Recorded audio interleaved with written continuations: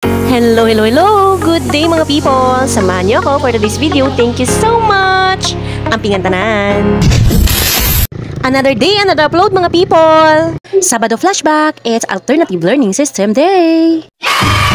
Habang hinihintay natin ang oras ng ating klase, let's work mga people! Mag-encode tayo ng master release for our TESDA application forms. Diyos, seryoso na nga tayo sa part na to mga people dahil kailangan na natin mag-submit ng application form sa TESDA. Dahil baka mahuli ang ating mga learners para sa kanilang NC2.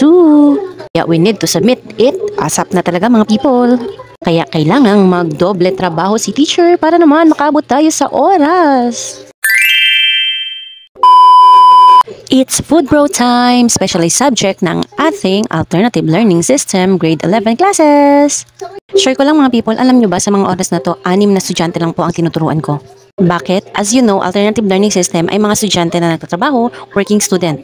Kaya may mga time talaga na kahit Saturday classes kami, ay napapa-absent pa rin sila sa aming klase. Nakakalungkot isipin no na hindi nila nakakayang pumasok ng every Saturday class. Pero bilang isang guro ng Alternative Learning System, kailangan nating mas palawakin ang ating pag-iintindi sa kanila. Pero kahit ano pa man ang dahilan ng kanilang pag-absent, sana ay ma-accomplish pa rin nila ang kanilang mga kulang. Ang mga pagkukulang nila bilang isang estudyante, sana ay ma-accomplish nila ang mga activity sheets, mga performance tasks na hindi nila nagawa. Dahil alam naman natin, lahat ng bagay ay may limitasyon.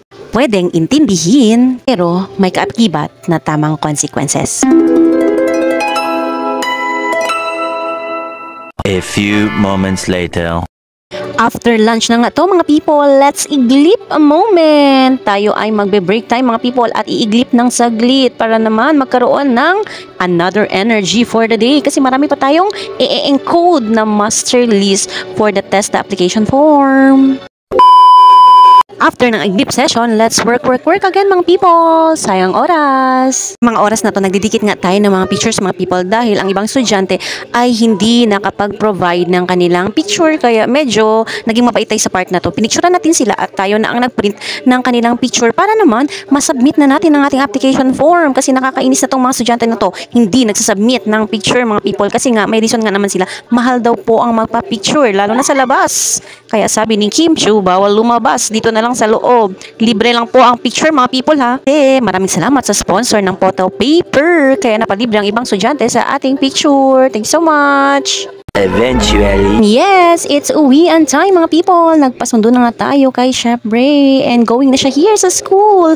Time check, 4:30 in the afternoon mga people. At ayan na nga, nakikita na natin, papalapit na ang aking sundo. Let's go home mga people. Let's go. Maraming salamat po sa araw na ito. Dito ko po muna tatapusin. Huwag po kayong magsawang manood at makinig. Thank you so much mga people. Ambingan tanan.